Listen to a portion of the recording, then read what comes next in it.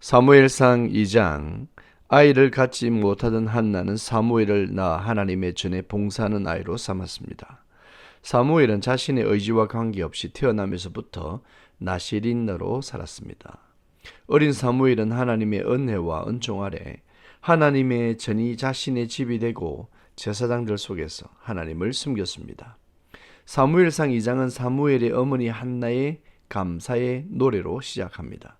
한나는 아이를 가지지 못해 당한 모든 서러움과 원통함과 멸시당함을 해결해 주신 여호와 하나님께 감사하고 있습니다. 여호와에게 모든 감사를 올려드립니다. 모든 것이 하나님이 하셨다고 고백하고 있습니다. 모든 것이 여호와의 손에 달려 있습니다. 한나의 찬양은 또한 오실 왕을 향하고 있습니다. 사사기가 끝나는 부분에서 다윗의 이름이 등장한 것은 오실 왕의 모습을 미리 담고 있는 것이라고 했습니다. 이제 사무엘상에서는 왕을 기대하는 자들에게 여호와께서 주실 왕을 서서히 소개하는 것 같습니다. 10절에 보면 여호와는 자기의 왕에게 힘을 주실 것이다 라고 말씀합니다. 여호와는 왕을 준비하고 계십니다. 이 왕은 이스라엘을 다스릴 것입니다. 이 왕이 다윗을 가리키고 있다고 할 수 있습니다. 그러나 온 세상을 통치하시는 왕을 노래하고 있는 부분입니다. 메시아는 모든 왕들의 왕입니다. 그가 통치하실 때 온전한 정복이 가능하고 악인들이 멸망을 당하고 모든 문제가 회복되며 진정한 부흥이 일어날 것입니다. 여호와는 자기의 기름 부음 받은 자의 뿔을 높이실 것입니다. 한나는 사무엘이란 아이의 태어남을 기뻐하고 있지만 사실 다윗 왕의 할 일들을 언급하기도 하고 더 나아가 메시아가 하실 일을 미리 노래하고 찬양하고 있다고 볼 수 있습니다. 사무엘은 나실인입니다. 예수 그리스도도 어떤 의미에서 나실인입니다. 예수님은 온전히 하나님께 바쳐져 하나님의 일을 해야 하는 왕으로 오신 것입니다. 기름 부음 받은 자 예수 그리스도는 모든 원수에게서 우리를 구하시고 모든 환난에서 우리를 살리실 구원자로 오신 것입니다. 우리의 원통함과 눈물과 서러움을 해결하실 자로 오신 것입니다. 진정한 왕을 찬양하시기 바랍니다. 사무엘의 부모는 집으로 돌아갔지만 어린 사무엘은 하나님의 전에 머물며 제사장 엘리 앞에서 여호와를 섬겼습니다. 11절에 나타나는 이 표현은 참으로 깊은 의미를 가집니다. 어린 사무엘이 무엇을 할 수 있을까요? 엘리의 심부름이나 제대로 할 수 있을까요? 성전의 일들이 얼마나 어려운 일인데 아이가 감당할까요? 그러나 성경은 사무엘이 여호와를 섬기니라 라고 기록하고 있습니다. 어린 사무엘은 하나님을 섬기는 아이였습니다.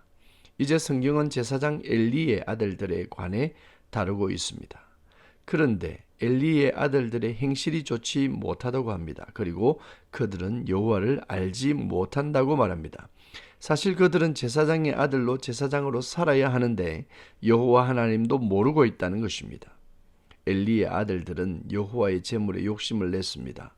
여호와께 드린 것을 자기 마음대로 취하고 빼앗듯 먹어버렸습니다. 17절에 이 소년들의 죄가 여호와 앞에 심히 크면 여호와의 제사를 멸시했다는 것입니다. 제사장 가문의 자녀들이 여호와의 제사를 멸시했다는 것입니다. 이스라엘에게 희망이 보이지 않습니다. 또한 이스라엘의 영적인 수준을 알게 해줍니다. 그런데 상대적으로 어린 사무엘은 다르다는 것을 성경은 강조합니다. 사무엘은 어린아이지만 세마포 에봇을 입고 여호와 앞에서 섬겼습니다. 그리고 어머니 한나는 매년 사무엘의 옷을 직접 준비해 주었습니다. 엘리 제사장의 기도로 한나는 사무엘 이후에 세 아들과 두 딸을 더 얻게 됩니다. 엘리 제사장의 중보 기도를 통해 하나님은 일하십니다. 우리는 우리의 중보자이신 예수 그리스도를 생각해 봅니다. 예수님은 우리보다 먼저 우리의 필요를 구해 주십니다.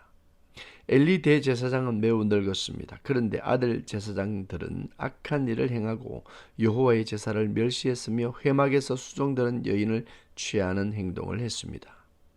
엘리의 충고에도 그 아들들은 변하지 않았습니다. 하나님은 그들을 죽일 것을 예고했습니다.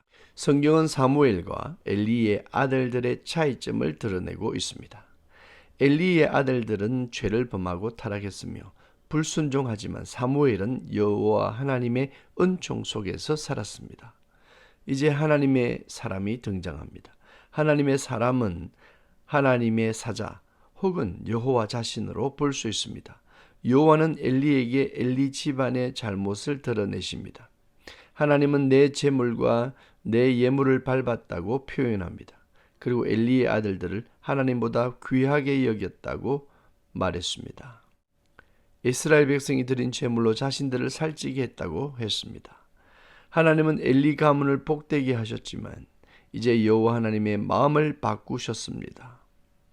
하나님은 말씀하십니다. 나를 존중히 여기면 나도 너희를 존중하게 대할 것이고 나를 멸시할 때는 나도 너희를 멸시할 것이라고 했습니다.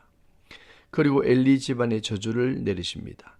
그 집안에 노인이 없을 것이고 환란이 일어날 것이라고 예언했습니다. 또한 엘리의 두 아들 홈니와 비느하스가 한날에 동시에 죽을 것을 예언했습니다.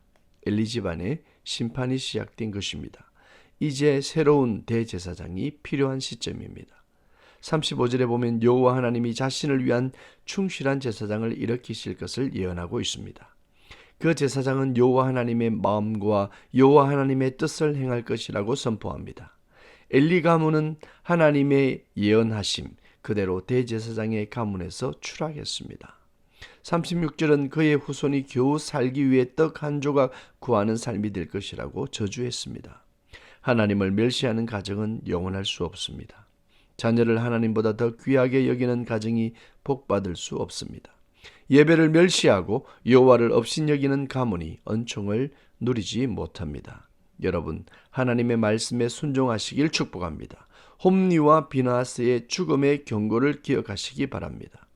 하나님을 예배하는 믿음의 가문 되시길 축복합니다. 샬롬.